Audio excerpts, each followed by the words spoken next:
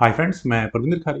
Friends, आज की हमारी गेम शमीम आलम जी की वीडियो रिकमेंडेशन है और जो गेम उन्होंने सजेस्ट किया है फ्रेंड्स वो है सन 1977 की जेंटिमन वर्सेस कोरेनलिस वेन समथिंग लाइक दैट, कुछ नाम इसी तरह से है। फ्रेंड्स, गेम है नीदरलैंड की। थोड़ा मैं सरप्राइज हूँ, जेंटिमन इतने पुराने खिलाड़ी हैं क्या। जरा मैं एक बार चेक करता हूँ कंफर्मेशन के साथ, है तो गेम उन्हीं की है। हाँ, काफ़ी बिल्कुल 1951 का बर्थ है, बिल्कुल बिल्कुल। खैर, गेम बहुत कमाल की है। शुरू करता हूँ यहाँ D4 के साथ। जेन टिमन ने शुरू किया। कोरनलिस वेन ने यहाँ नाइट F6 का रिप्लाई दिया। C4 खेला गया, देन C5 का रेस्पॉन्स हुआ तो D1 आगे पुश कर दिया गया, एक्शन नहीं करने। G6 night C3, bishop G7 E4, then हुआ D6 नाइट F3 और इसके बाद ब्लैक का आया castle H3 E6, bishop D3 ई टेक्स D5, ई टेक्स D5, रुक से आई चेक, रोकने के लिए बिशप लगा बीच में और यहाँ प्रेशर बनाने के लिए बिशप बीच में लगा। और यहाँ कह सकता हूँ बिल्कुल एफ पॉन पर प्रेशर रहने वाला है। तो क्या यहाँ ब्लैक कुछ एडवांटेज में है? नहीं, वाइट ने इसीलिए कैसल कर लिया। आप कहोगे यार क्यों एडवांटेज में नहीं है, बिशप टेक्स 3 गेम में हुआ भी था। एफ टेक्स 3 E3 होने के बाद यहाँ पॉन मिलता है ब्लैक को। चलिए देखते हैं कैसे मिलता है।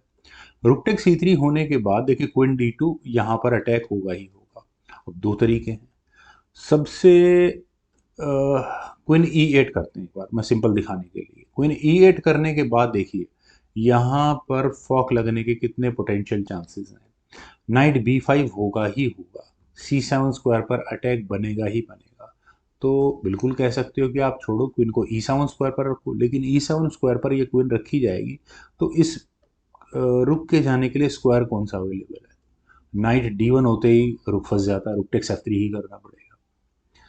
तो यहाँ इस पोजीशन से रुक E7 पहले करना पड़ेगा ब्लैक को।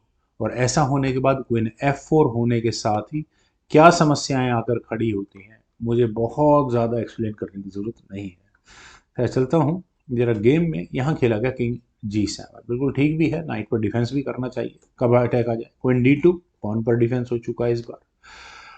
और फ्रेंड्स, जिस तरह की गेम है, ब्लैक के देखिए पीसेस डेवलप नहीं है। नाइट D7 होना चाहिए था, लेकिन उन्होंने अपने नाइट को और बैकवर्ड पोजीशन पर ले गए। नाइट E4, क्वीन आई E7 स्क्वायर पर, और बिल्कुल नाइट कह सकता हूँ थोड़ी के लिए पिन है। आगे पॉन पुश होगा, उसके बाद इश्यूज खड़े होंगे, लेकिन क्वीन से चेक पहले यहाँ पर वाइट ने दी, जेंटिमैन ने। F6 से ये चेक का डिफेंस किया गया। देन हुआ रुक F2, पॉन पर अभी भी कुछ नहीं है क्योंकि नाइट अभी हटाया नहीं तो होगा क्या। खैर, बिशप आया है 5 स्क्वायर पर और एग्जैक्टली प्रॉब्लम अब आ चुकी है, लेकिन ये नाइट गया G5 स्क्वायर पर। और फ्रेंड्स, नाइट का G5 स्क्वायर पर जाना वाकई में बहुत अजीबोगरीब मूव है। अगर यहाँ ब्लैक बिशप टेक्स D3 के लिए गया तो पहले नाइट से चेक आएगी और नाइट ऐसे स्क्वायर पर बैठ जाएगा, ब्लैक आगे कुछ नहीं कर पाएगा और मेटल एक्शन को उसके बाद कंप्लीट किया जाएगा। खैर, यहाँ खेला गया क्वीन टेक्स C3। चलिए, पॉन लिया गया, रुक हो चुका है पिन और बिशप से ठीक है। नाइट पर भी इश्यूज अभी तो नहीं है, फिलहाल आएंगे। तो दूसरी क्या ऑप्शन है? दूसरी ऑप्शन है क्वीन टेक्स C3। ऐसा करने के बाद आप रुक यहाँ पे कहीं ना पे कहीं पिन कर लेते हो। बिशप टेक्स F5 अगर किया जाएगा तो queen takes C3, B takes C3, F takes G5, लेकिन उसके बाद बिशप E6 स्क्वायर पर चला जाएगा और घर में अटैक आकर बैठ जाएगा। खैर फ्रेंड्स, चलते हैं ज़रा एक्चुअल गेम पर। यहाँ खेला गया बिशप C8, बिशप को वापस लिया गया। Rook attack A goes to F1, rooks की बैटरी फिलहाल के लिए तैयार हो चुकी है। अभी तक भी यहाँ F6 पॉन पिन है, H6। अब हटाओ इस नाइट को, कहाँ हटाओ, फटाफट से हटाओ भाई।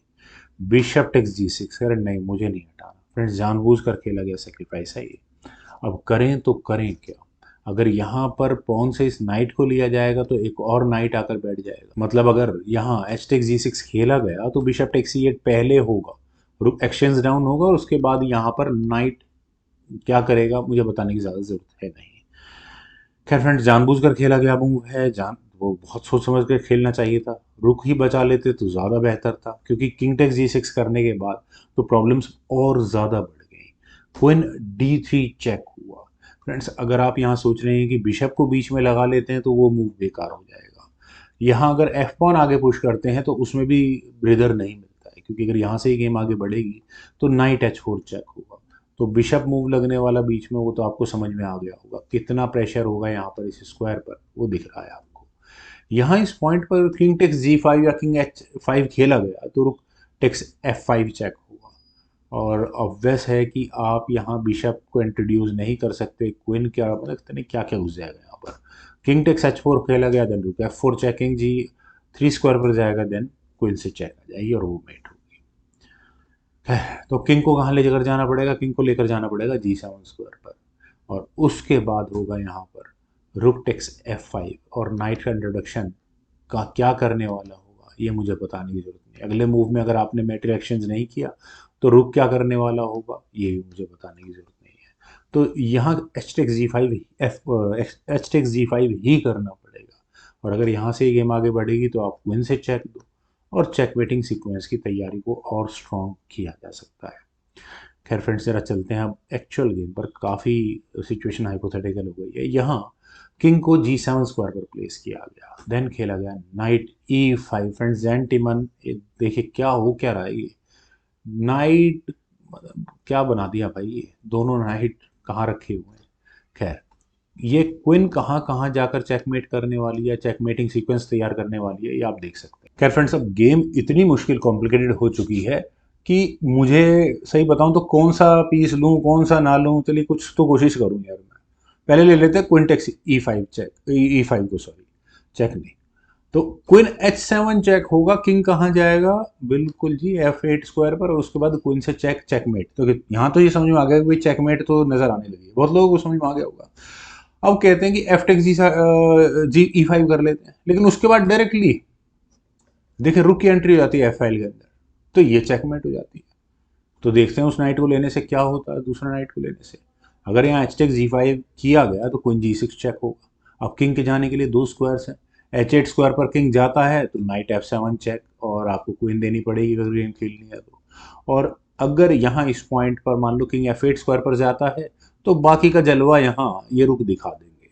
Rook takes F6 check, knight takes F6, rook takes F6 check, queen दे दो चुपचाप, एक और चेक देकर मैं करूंगा यहाँ पर चेकमेट। चेकमेट से बचना बड़ा मुश्किल है फिलहाल। तो ब्लैक ने कहा कि यार डी टेक्स E5, ठीक है भाई, एफ टेक्स E5 तो क्लियर नो है, ठीक है। अब क्वीन से जहां से आनी थी चेक वहां से आई, किंग गया F8 स्क्वायर पर, और अब सिचुएशन थोड़ा ऐसा लगता है कि संभलने लगी है, लेकिन रुक्स का जलवा भी बाकी है। रुक टेक्स F6 चेक, और फ्रेंड्स कितने लोगों को यहाँ क्वीन टेक्स F6 का मूव नजर आया, अगर नहीं नजर आया तो देख लीजिएगा, यहाँ क्वीन F7 चेक होगा, और क्वीन टेक्स क्वीन, उसके बाद रुक टेक्स F7, और वो चेकमेट का गजब की चेकमेट होगी, बेहतरीन चेकमेट। तो यहाँ नाइट टेक्स F6 ब्लैक ने खेला, लेकिन फाइनल मूव था फ्रेंड्स यहाँ क्वीन H8 चेक का, और इस अब नाइट भी वापस नहीं जा सकता, इस चेकमेट का कोई भी जवाब नहीं है। फ्रेंड्स क्या कमाल की गेम है, उम्मीद आप सभी लोगों को भी जरूर पसंद आई होगी। फ्रेंड्स ये तो रही गेम की बात, अब ज़रा थोड़ी देर पाकिस्तान की बात कर लेते हैं। मैंने काफ़ी कुछ आपको पाकिस्तान के बारे में बताया भी है। कमेंट सेक्शन में ना बड़े अजीब से कमेंट्स आ रहे हैं। एक कमेंट आया, उस कमेंट पे मेरा थोड़ा ध्यान गया। मैं रिवर्स साइकी बता रहा हूँ आपको। एक्चुअली इन पाकिस्तान, जो पाकिस्तान है, मैं जिस पाकिस्तान वर्ड की यूज़ कर रहा हूँ ना, वो पाकिस्तान कोई ज़मीन का टुकड़ा नहीं है। वो पाकिस्तान एक विचारधारा, एक आइडियोलॉजी है। अगले कुछ समय में अगर मुझे मौका मिलेगा तो मैं कोशिश करूंगा आप लोगों को समझाने की। और याद रखें कि ये जो पाकिस्तान का कंसेप्ट है, भारत में भी लोगों को पता है। ये इवन जो हमारा टुकड़ा था, हमारा हिस्सा था, उस पर रहने वाले पाकिस्तान में जो रहने वाले लोग हैं उनको भी इसका मतलब पता है, और वे नफरत करते हैं इस पाकिस्तान से। खान अब्दुल गफ्फार खान, खुदाई खुदाई खिदमतगार, इनके बारे में तो मतलब बताया ही था। आज की मॉडर्न डे पाकिस्तान में देखिए आप, तारिक फतेह तो हमारे यहाँ आते ही रहते थे, वो कितना नफरत करते थे इस पाकिस्तानी आइडियोलॉजी से। फ्रेंड्स मैं ज़रा समझाने की कोशिश करता हूँ उस कमेंट का इस पाकिस्तान कंसेप्ट से मतलब क्या है। उन्होंने कहा, मतलब उन्हें देखिए आर्गुमेंट तो है नहीं उनके पास कोई ज़्यादा, वो घुमा फिरा कर वो इस्लाम के पीछे भाग जाते हैं, उसको डिफेंड करते हैं। Talk to this, talk to Islam, कोई नहीं इस पर भी बात कर लेते हैं, उसमें क्या दिक्कत है। सब आपने क्या इस्लाम पढ़ा होगा, इस्लाम तो हमने पढ़ा है, आप तो क्या पढ़ते होंगे। फ्रेंड्स उन्होंने मेरे कमेंट सेक्शन में लिखा कि आपको डॉक्टर जाकिर नायक की वीडियोस देखनी चाहिए क्योंकि अंदर से आप भी एक मुस्लिम हैं। ये प्रॉब्लम है, ये पाकिस्तानी साइकी में प्रॉब्लम है। उन्हें ऐसा लगता है कि हम इस ब्रह्मांड का केंद्र है, यूनिवर्स का केंद्र है।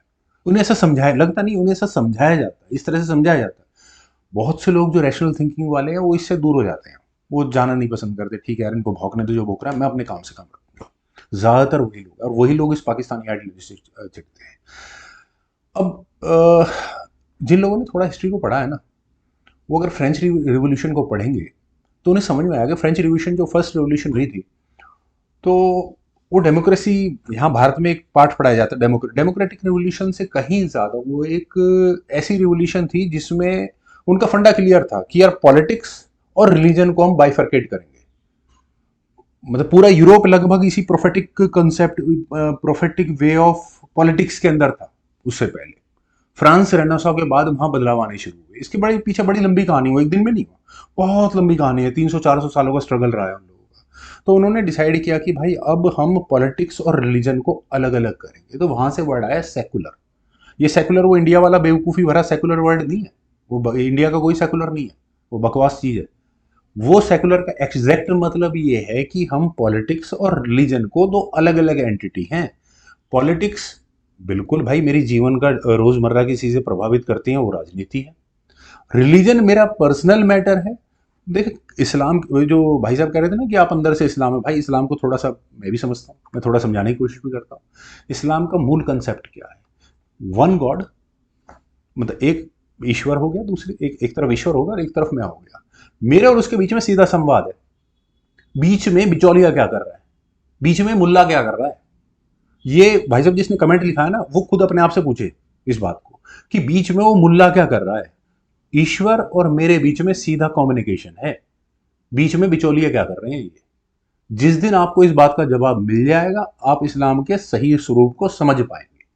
अब आ जाओ जो पॉलिटिक्स वाली बात। भाई साहब पाकिस्तान की कंडीशन देखिए, कभी मैं कुछ वीडियोस में इसको और अच्छे से एक्सप्लेन करूंगा, आज बहुत लंबा टॉपिक हो जाएगा। तो पाकिस्तान की प्रेजेंट सिचुएशन को देखिए। इंडियन है एक्चुअल में, भारतीय मूल के लोग हैं वे, और वो एक अजीब से डिलाइमा में है कि हम डेमोक्रेसी की तरफ जाएं, हम डिक्टेटरशिप की तरफ जाएं, और तीसरी तरफ ये खड़े हुए हैं मुल्ला जो कहते हैं कि मौला और दौला का कंसेप्ट। मौला और दौला एक ही चीज है। अभी मौला और दौला क्या है? मौला मतलब जो मौलवी, और दौला मतलब पॉलिटिक्स। मतलब ये मोटे मोटे तौर पर मतलब रिलीजन और पॉलिटिक्स एक ही चीज है। क्यों एक ही चीज है? एक अनपढ़ गवार मुल्ला मस्जिद के अंदर बैठने वाला, पता है इस दिन दुनिया का कुछ है नहीं, वो बताएगा कि राजनीति में क्या होना चाहिए। तो आपने देखा होगा पाकिस्तानी मौलवियों को, किस भारतीय जो भारत मौलवी भारत में भी है, और जो इस बात को समझते हैं वे भी हैं, इस बात का विरोध करने वाले भी हैं, इस बात का समर्थन करने वाले भी हैं। दोनों दोनों चीजें कि वो इस्लामिक पॉलिटिक्स होनी चाहिए, कुछ कहते हैं नहीं बिल्कुल नहीं होनी चाहिए। आप उनको देख सकते हैं, मीडिया में आराम से देख सकते हैं। तो वो जो मौला और दौला का कंसेप्ट, इनका कंफ्यूजन है, तो पूरी जो इस पाकिस्तानी सोसाइटी है ना, वो इतनी कंफ्यूज कर दी इन लोगों ने। तो मेजोरिटी ऑफ पाकिस्तानी ये चाहते हैं कि हम इस निज़ाम से निजात पाए, ये बीमारी निकले किसी तरह से। अब वो कैसे निकले? रेनेसां हो नहीं सकता वहाँ पे। रेनेसां करेंगे तो मौलवी अपनी पीपनी अलग बजाने लगेंगे, ये जो डेमोक्रेसी वाले लोग हैं ये अलग बजाने लगे, सबसे वीक यही लोग हैं। और फिर आर्मी यानी डिक्टेटरशिप, वो अलग बैठे हुए हैं। अब ये जो मौलवी लोग हैं ये भी कुछ ना कुछ अपना बेस बनाकर बैठे हैं ना, थोड़े बहुत फॉलोअर तो इनके पास भी है, ज्यादा नहीं होते इन लोगों के पास, बहुत थोड़े होते हैं, पर लेकिन वो उद्दंड होते हैं, उनको पंप रखते हैं हमेशा कि हम ये कर देंगे और हम वो कर देंगे और ये कर देंगे। वो सड़कों पे यही लोग घूमते हैं ज्यादातर। तो डेमोक्रेसी को इन्हें कमजोर करना है, डिक्टेटरशिप को इन्हें मजबूत करना है, तो पाकिस्तान इसलिए कंफ्यूज्ड मामला रहता है बहुत ज्यादा। खैर फ्रेंड्स, आज की वीडियो बहुत ज्यादा लंबी हो जाएगी, उम्मीद है मेरी गेम भी पसंद आई होगी। छोटी मोटी कमेंट्स जो ये पाकिस्तान के ऊपर, मैं एग्जैक्टली उस कमेंट के ऊपर मैं बोला था, कभी फुर्सत मिलेगी तो मैं एक्सप्लेन बहुत अच्छा कर सकता हूँ इस चीज को लेकर। तो आप लोग वीडियो को लाइक शेयर, यूट्यूब चैनल को सब्सक्राइब प्लीज जरूर करें, कमेंट सजेशन का मुझे बेहद इंतजार रहेगा। Thank you for watching, bye for now.